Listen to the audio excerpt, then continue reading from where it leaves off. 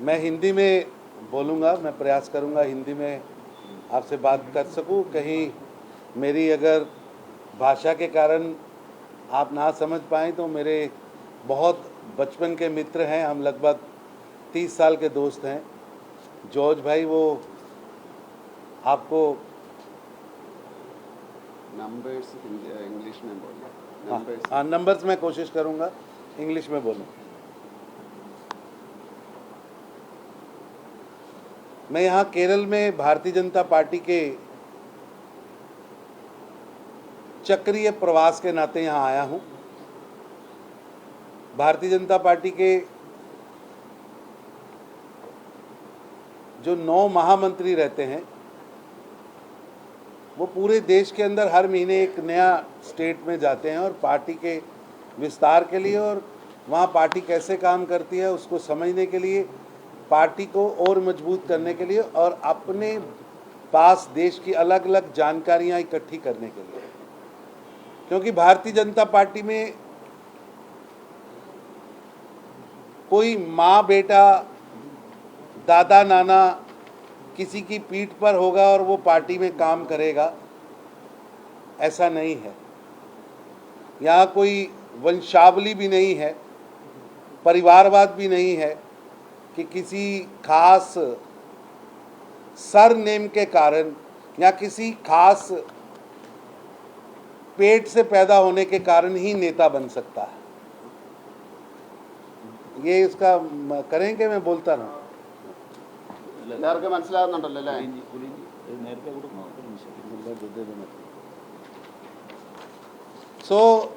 इस नाते मैं आज अगले 3 दिन तक केरल में हूँ और केरल के अंदर मैंने कल से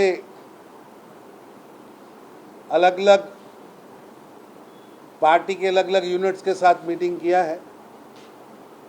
मेरा ऐसा मानना है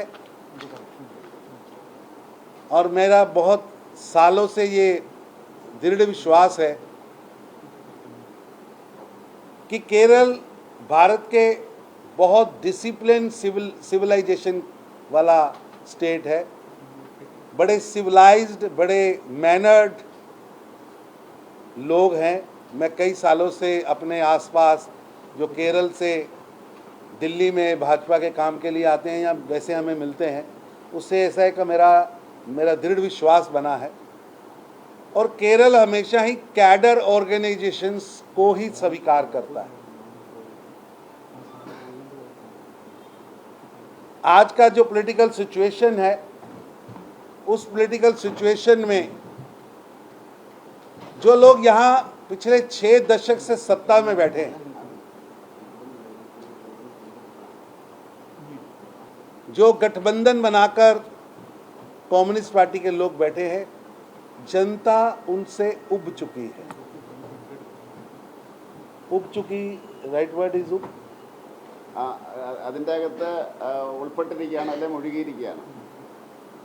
जनता उनसे उब चुकी है। जनता बदलाव चाहती है।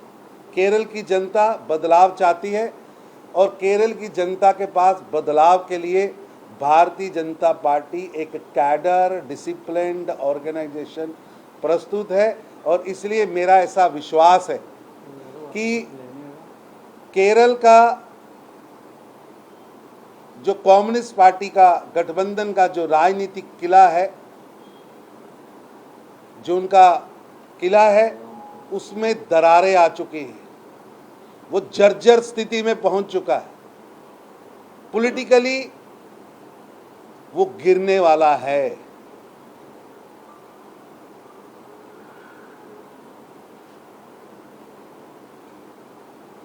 जनता बदलाव चाहती है इस जर्जर किले से, जिसने गलत नीतियों के कारण, जिनकी नॉन डेमोक्रेटिक अप्रोच और उनकी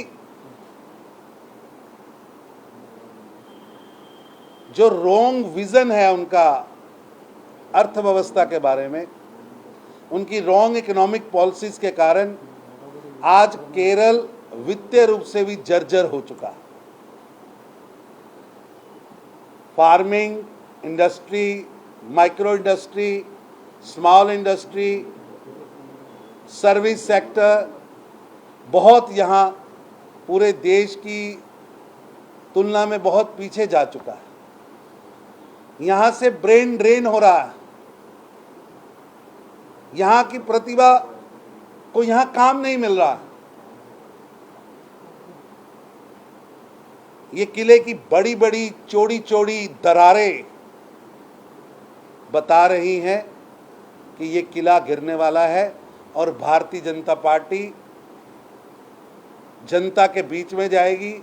भारतीय जनता पार्टी जो केंद्र के अंदर श्री नरेंद्र मोदी जी के नेतृत्व में हमने 8 वर्षों से लगातार गरीबों के लिए काम किया है। हमने देश के अंदर गरीबों की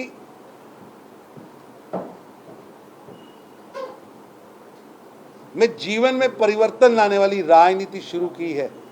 हमने नारा नहीं लगाया गरीबी हटाओ देश बचाओ। हमने काम करके दिखाया है कि गरीबी से कैसे लड़ा जा सकता है। लास्ट 8 सालों में 8 इयर्स में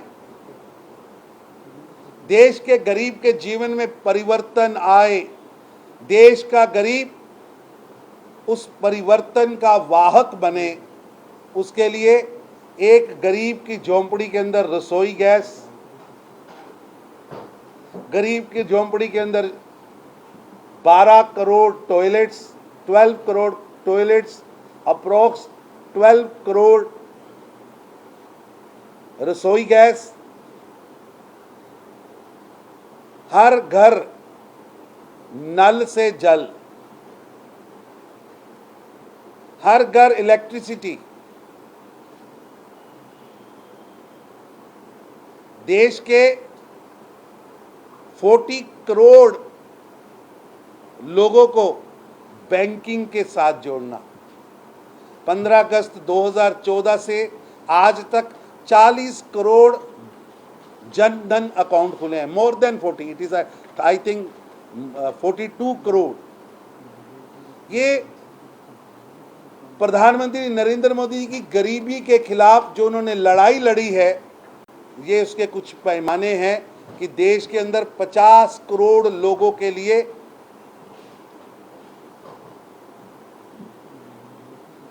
मेडिकल इंश्योरेंस, 5,50,000 करोड़ पीपल्स के लिए,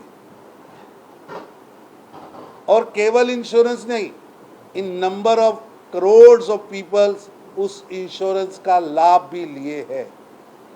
किसी ने अपने घुटने बदलाए हैं, किसी ने पित्ते का ऑपरेशन किया है, और वो गरीब कभी जा नहीं सकता था। देश के अंदर हर व्यक्ति को अपना घर देने का जो प्रधानमंत्री नरेंद्र मोदी जी का संकल्प था, हमने प्रधानमंत्री आवास योजना के माध्यम से गरीबों को मकान दिए। इसलिए देश के गरीबों को आज प्रधानमंत्री श्री नरेंद्र मोदी जी रिप्रेजेंट करते हैं। गरीबों के मसीहा हैं, गरीबों के नायक हैं। He is hero for the Indian poor peoples, और वो उनको हिंदुस्तान के गरीबों को विश्वास है कि एक व्यक्ति हमारे जीवन में परिवर्तन ला सकता है, तो उसका नाम नरेंद्र मोदी है। सो मित्रों, निश्चित रूप से मुझे पूरा विश्वास है कि इस केरल के अंदर जो जर्जर किला है, जिस किले ने कम्युनिस्ट गठबंधन ने केरल की लोगों को कमज़ोर कर दिया, वित्तीय स्थिति कमज़ोर कर दी, केरल की इंडस्ट्री को वो खा गया, केरल की फार्मिंग के लिए उनके पास कोई प्लान नहीं, केरल के अंदर डेवलपमेंट के उनके पास कोई एजेंडा नहीं, केरल का खजाना खाली कर दिया। इस किले को भाजपा गरीबों के आशीर्वाद से धक्का देके गिराएगी भी, और इस किले के ऊपर गरीबों की डबल इंजन की नरेंद्र मोदी जी के आशीर्वाद वाली सरकार जल्दी बनेगी। मित्रों, आज केरल के अंदर डिज्नी प्रिंस राहुल गांधी जी भी मूवमेंट कर रहे हैं। इसलिए मैं प्रेस में अगर राहुल गांधी जी की बात नहीं करूंगा तो शायद वो आज का प्रेस पूरा नहीं हो पाएगा। और मुझे आज सुबह एक ट्वीट देखने को मिला जिसके अंदर राहुल गांधी की political party Disney world, it is not a political party, now it is a Disney world and he is a Disney Prince, वो अपने ट्विटर हैंडल से संघ की निक्कर को जलाने का फोटो डाल रहे हैं। अगर किसी ने ना देखा हो तो मैं दिखा सकता हूं, पर इट इज शेमफुल कि एक पॉलिटिकल पार्टी के हैंडल से एक समाज सेवी ऑर्गेनाइजेशन, एक देशभक्त ऑर्गेनाइजेशन का ड्रेस के बारे में ऐसा ट्वीट किया गया है। ये ट्वीट कांग्रेस पार्टी और राहुल गांधी की मानसिकता को दर्शाता है, जिन्होंने दशकों से देश के अंदर आग लगाने का काम किया है और जिनकी आदत आग लगाने की है, अब भी देश में आग लगाने का प्रयास कोशिश कर रहे हैं, देश का बुरा करने की कोशिश कर रहे हैं। एक राष्ट्रवादी सामाजिक संगठन जिसके बारे में देश के करोड़ों लोगों की श्रद्धा है, आस्था है, इससे पहले उनके पड़नाना, उनकी दादी, उनके पड़नाना श्री जवाहरलाल नेहरू जी और उनकी पड़दादी श्रीमती इंदिरा गांधी भी प्रयास कर चुकी है, प्रतिबंध लगाकर, दबाकर, कुचलकर, जलाकर, अपनी कुंठित मानसिकता से प्रयास कर चुकी है। आज भी वो है, आरएसएस आज भी है और कल भी रहेगा, लेकिन ये मानसिकता जलाने की, दबाने की, ये अहंकार की, ये परिवारवाद की, ये वंशवाद की, इसे देश की जनता ने कभी स्वीकार नहीं किया। आप जलाने की बातें करते हैं। 1984 में आपके पिताजी ने दिल्ली जलाया था। सैकड़ों सिखों के गले में टायर डालकर दिल्ली की सड़कों पर जला जलाकर दौड़ाया था। ये फोटो उस जलाने की मानसिकता को याद करती है। भारत के अंदर जगह जगह पर सिखों के गलों में टायर डाले थे, उनकी दुकानें जलाई थी, उनके गुरुद्वारे जलाए थे कांग्रेस पार्टी ने, कांग्रेस पार्टी के लीडर्स ने। ये उनकी मानसिकता दर्शा रही है। मैं इसकी घोर निंदा करता हूं। और जो ये दिन के अंदर मुंगेरी लाल के सपने देख रहे हैं, मुंगेरी लाल के सपने बड़े मशहूर हैं, शायद जॉर्ज साहब उसका ट्रांसलेट कर पाएंगे। ये जो मुंगेरी लाल के हसीन सपने देख रहे हैं कि इस देश से आरएसएस को समाप्त कर देंगे, मैं कांग्रेस के सो कॉल्ड यात्री मुंगेरी लाल के सपने देखने वाले मुंगेरी लाल जी से निवेदन करूंगा कि आपके पड़नाना और आपकी दादी और आपके पिताजी भी इससे पहले ऐसे सपने देख चुके हैं, वो भी पूरे नहीं हुए थे और ये भी पूरे होने वाले नहीं है। देश के अंदर घृणा किसने डाली? मैं डिज्नी प्रिंस जी से पूछना चाहता हूं कि देश के अंदर घृणा कौन डाल रहा है? देश के अंदर घृणा आपकी मानसिकता ने डाली। देश के अंदर देश की आजादी के बाद एक बार ही इमरजेंसी लगी है, वो कांग्रेस पार्टी ने लगाई थी, जिसके कारण देश को जेल बना दिया था।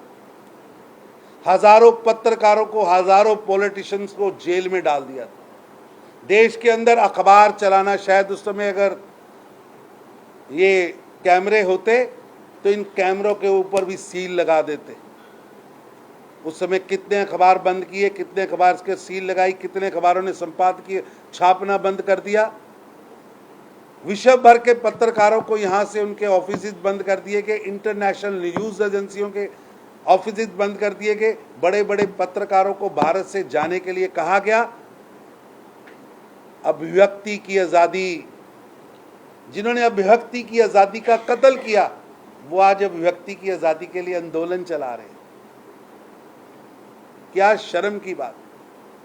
जिनके हाथ खून से रंगे हैं, मैं पूछना चाहता हूं कि सिखों का कत्ल किसने किया था?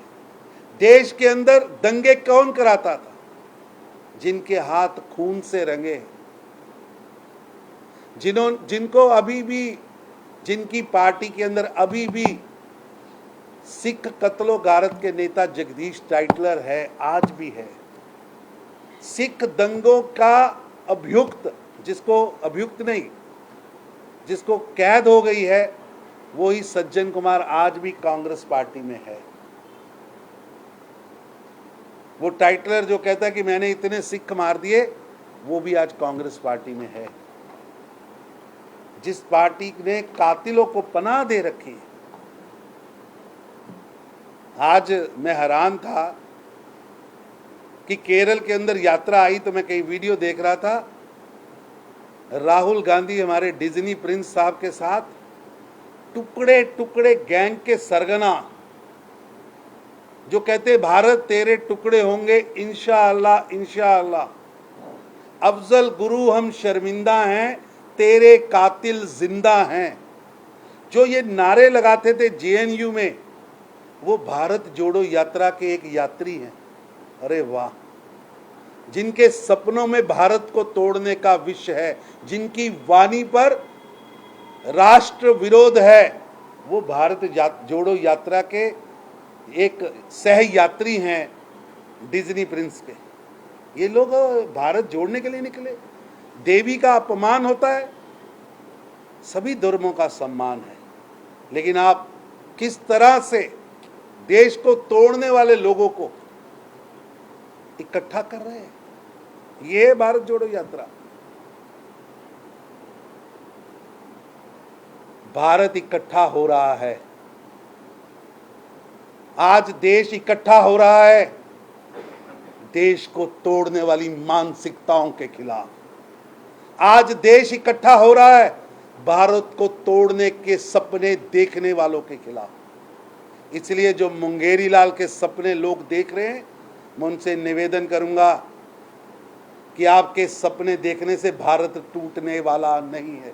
आपके सपने देखने से भारत का राष्ट्रवाद झुकने वाला नहीं है। आपके सपने देखने से भारत की तरक्की रुकने वाली नहीं है। इसलिए मुंगेरी लाल के सपने देखें, डिज्नी प्रिंस डिज्नी वर्ल्ड में डांस करें, लेकिन भारत को तोड़ने का काम ना करें। अरे बर्बरी की शर्ट डालकर, 45,000 की शर्ट डालकर, विदेशी जूते डालकर, इटली का चश्मा लगाकर भारत के खिलाफ बोलने वाले लोग आज भारत छोड़ो की बात कर रहे हैं। मैं पूछना चाहता हूं राहुल गांधी जी से कि राहुल गांधी जी चाइना के राजदूत को छुप छुप कर क्यों मिलते थे? क्या वो भारत जोड़ो का प्लान था? देश के सैनिक अपने शौर्य से सर्जिकल स्ट्राइक करते हैं और राहुल गांधी गोलियों का हिसाब मांगते हैं। ये भारत छोड़ो के लक्षण है, ये भारत जोड़ो के लक्षण है। भारत को एक राष्ट्र मानने को तैयार नहीं, विदेश जाते हैं और वहां जाके कहते हैं भारत छोटे छोटे टुकड़ों का, छोटे छोटे टुकड़ों वाले देशों का एक समूह है। अरे पता नहीं आपको ट्यूशन कौन पढ़ाता है? आप तो चलो डिज्नी प्रिंस है ही, लेकिन इस डिज्नी प्रिंस के टीचर कौन है जो इनको देश के खिलाफ पढ़ाते हैं? चलो खुद आपका आईक्यू काम नहीं करता, उधार का आईक्यू ही सही, लेकिन कम से कम उधार वाला, नकल वाला आईक्यू ही सही ढंग से प्रयोग करिए। और केरल में आए हैं और मेरे को आज सुबह अखबारों से पता लगा कि यहाँ के अंग्रेजों भारत छोड़ो आंदोलन जो 1942 में हुआ था, उसके बहुत बड़े नायक गोपीनाथ जी और कई मामन जी, उनकी जो स्मारक है वहां पर इन्होंने जाना था। वहां पर जाने का समय नहीं है, वहां नहीं जा रहे, स्किप कर रहे हैं।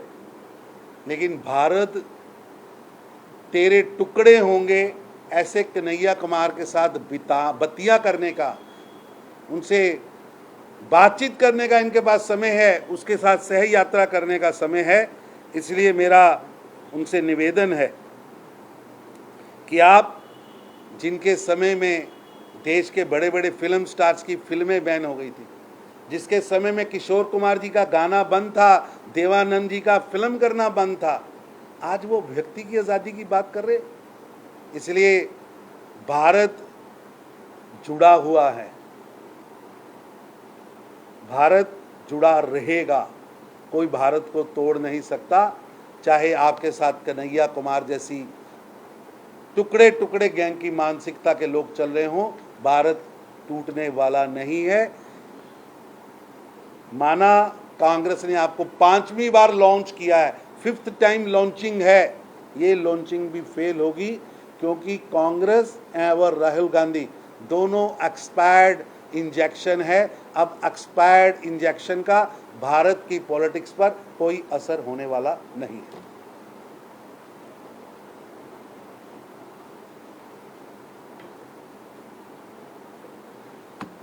Any question? In the ruling party of Kerala, CPM has criticized that the Jodha Yatra, Rahul Gandhi is traveling not connecting the mainland, the heartland of India, where BJP is strong.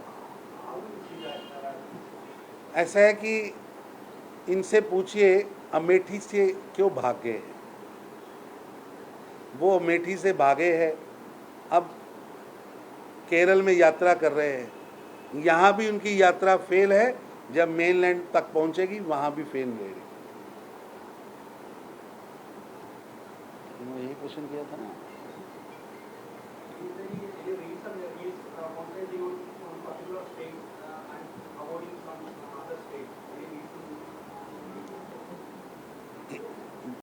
Congress और Rahul Gandhi expired injection है। वो केरल में रहे, कर्नाटका में रहे, मध्य प्रदेश में जाएं या राजस्थान में जाएं या पंजाब में जाएं, अब इसका असर होने वाला नहीं।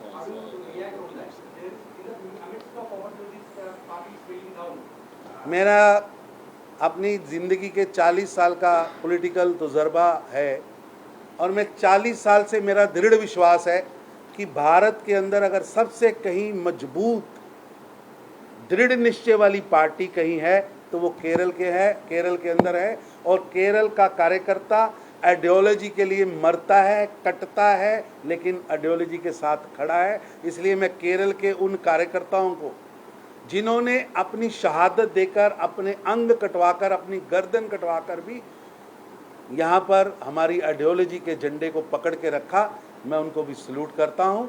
और निश्चित रूप से जो मैं सोचता हूँ वही भारतीय जनता पार्टी का हर नेता सोचता है। हमारे मन में केरल के प्रति एक अलग भाव है, अलग श्रद्धा है। और प्रधानमंत्री श्री नरेंद्र मोदी जी हमेशा ही भारतीय जनता पार्टी केरल के कार्यकर्ताओं का हमेशा ही सत्कार यानी आदर करते हैं, और उनको पूरा विश्वास है कि ये लोग बहुत मेहनत से यहाँ भारतीय जनता पार्टी को खड़ा किए हैं। और आने वाले समय में निश्चित रूप से भारतीय जनता पार्टी यहाँ की नंबर 1 पार्टी बनने जा रही है। आपको लग रहा होगा कि मैं आज कोई बड़ी बात कह रहा हूँ, आप मेरी बात लिख लीजिएगा।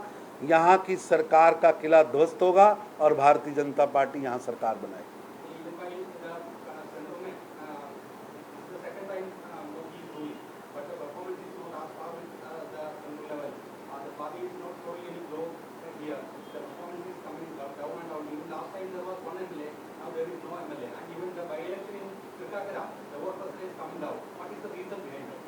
ऐसा है कि केरल के लोग बहुत समझदार है, मैंने पहले कहा, वो टेस्ट करते हैं।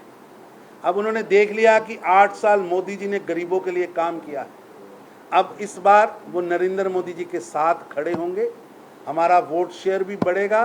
और आपने कहा एक एमएलए, मैं कह रहा हूँ पूर्ण बहुमत की सरकार हम केरल के अंदर बनाएंगे और उसका आपको ट्रेलर 2024 के चुनाव में दिखेगा। ये आपका जो लोग सब कह रहे हैं वो डेटा वाइज गलत है, क्योंकि पार्लियामेंट्री लेवल उल्टा जा रहा है और आपका पार्टी के अंदर भी झगड़ा बहुत है। तो इनफाइट इश्यू सोल्व करने के लिए, पार्लियामेंट्री ग्रोथ के लिए क्या एक विजन है आपके पास? ऐसा है कि सब चुनाव में आकर यही बात कर रहा है, अभी 3-4 चुनाव में यही सुना है, लेकिन कोई ग्रोथ नहीं है। ऐसा है कि मैंने 2 चीज़ें आज की प्रेस कॉन्फ्रेंस में कही हैं। One, the failure of the state government, और सेकंड इज़ मेरा गरीबों के अंदर जाके काम करने का रीच, प्रधानमंत्री जी का रीच, हर घर नल से जल हमारा रीच हो रहा है, हर घर में रसोई गैस पहुंचा है, हर घर में पीने का पानी पहुंच रहा है, हर घर में इलेक्ट्रिसिटी पहुंच रहा है। ये बदल कर हमारे पास लोगों का आशीर्वाद के रूप में मिलेगा और निश्चित रूप से दोनों चीज़ें एक साथ चल रही हैं। सरकार जो इस समय केरल के अंदर है वो नीचे आ रही है, हम ऊपर जा रहे हैं, बड़ी जल्दी हम इसको पार करेंगे। लेकिन जो ये एक्शन प्लान केरल के प्लेटफॉर्म में सही है, क्योंकि यहाँ पर नल में जल 2 साल से पहले ही मिला है, तब सबको सबको है, रसोई 90% घर में है। जो अब यूपी और बिहार में जाकर कह रहा है या कुछ अलग एक्शन चाहिए, वो आपके पास नहीं है। हम भी देख रहे हैं, हम भी ऑब्जर्व कर रहा है, जो आप यूपी बिहार झारखंड जाके कह रहा है, ये आके कोच्चि में या त्रिवेंद्रम में आके कहेगा तो कौन आपका बात मान लेगा? ऐसा है कि आपने अभी पूरा केरल नहीं देखा, जो अब हाँ बिल्कुल मेरे से ज़्यादा देखा है, लेकिन आपने अन्यथा मत लीजिएगा, अदरवाइज मत लीजिएगा और इसको पर्सनलाइज भी मत लीजिएगा। हो सकता है मैंने भी कई चीज़ें ना देखी हूँ। अगर यहाँ सब अच्छा है तो यहाँ का बड़ा पॉपुलेशन बाहर नौकरी के लिए क्यों जा रहा है? मैं आपसे प्रश्न नहीं कर रहा, मैं अपने आप से प्रश्न कर रहा हूँ, क्योंकि मैं भी भारत का नागरिक हूँ और ये भारत का हिस्सा है, ये मेरी मदरलैंड है, यहाँ का हर नागरिक मेरा भाई बहन है। अगर यहाँ पर सब कुछ अच्छा है तो यहाँ इंडस्ट्रियल ग्रोथ क्यों रुका है? अगर यहाँ सब कुछ अच्छा है तो फार्मिंग पे उसका कंसंट्रेशन क्यों नहीं बन पा रहा? बहुत रीजंस हैं, हम सबको मिलकर उन रीजंस के हल ढूंढने हैं और भारतीय जनता पार्टी हल ढूंढने में, समस्या को समाप्त करने में उसकी मास्टरी है। अन्यथा मत लीजिएगा, मैंने जो कहा है, एक बार मैं आपसे नंबर भी लूँगा और आपको बताऊँगा कितने घरों में रसोई गैस नहीं था। आज भी 5 लाख रुपए का मेडिकल इंश्योरेंस केरल के मिडिल क्लास के लिए कितना इम्पोर्टेंट है, हमने दिया है। कभी किसी 19 लाख घरों में पीने का पानी नल से हमने पहुंचाया है।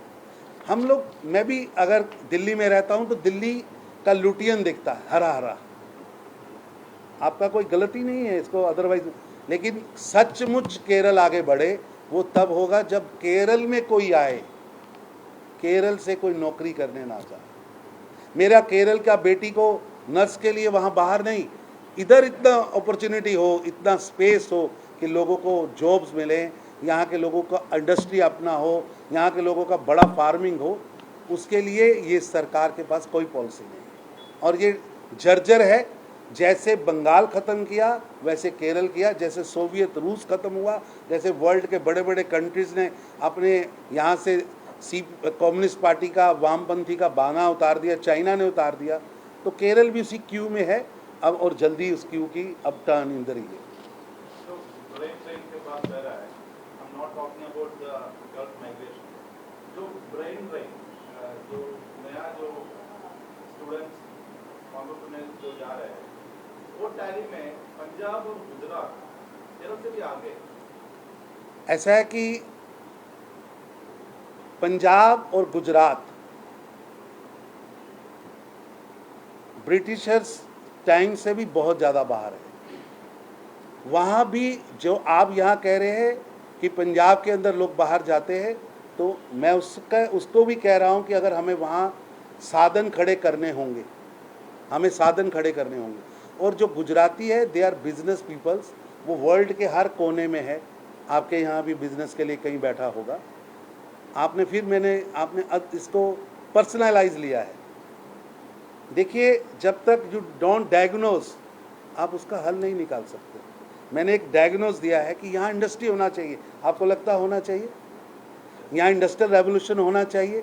यहाँ की जो लाल तिफाशाही से क्यों नहीं बाहर से इंडस्ट्री इधर आ रही, क्यों नहीं आ रही है?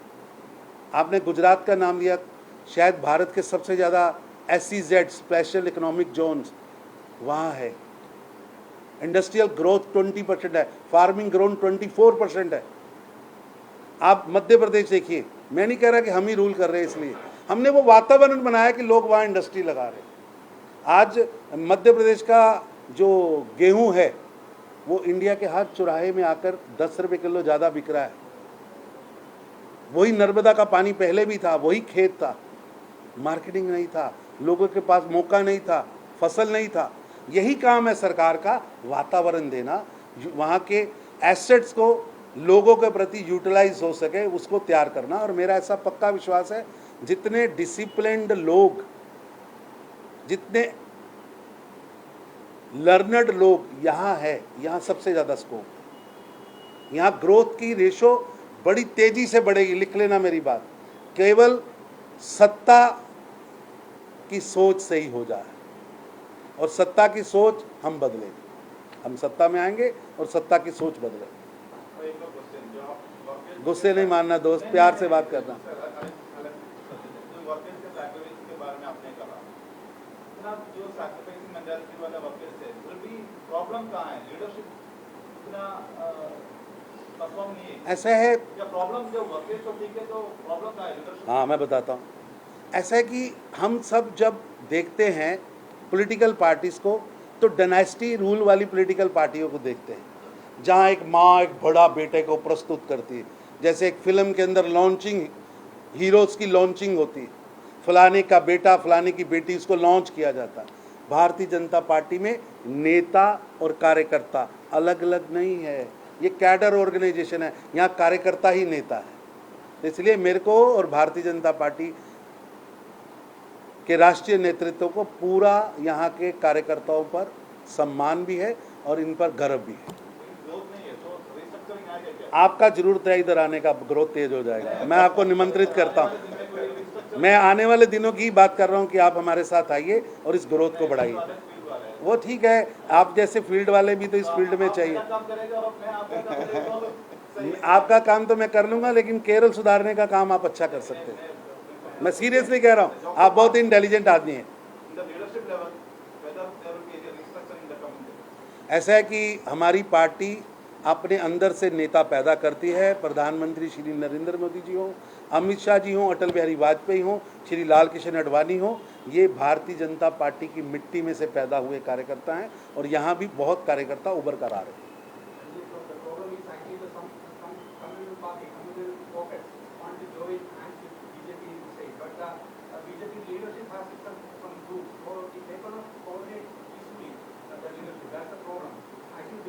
ये आपको बाहर से दिख रहा है, अंदर नहीं है ऐसा, अंदर ऐसा नहीं। ठीक है भाई साहब, बहुत बहुत धन्यवाद। और मैं आप सबके भी, हाँ,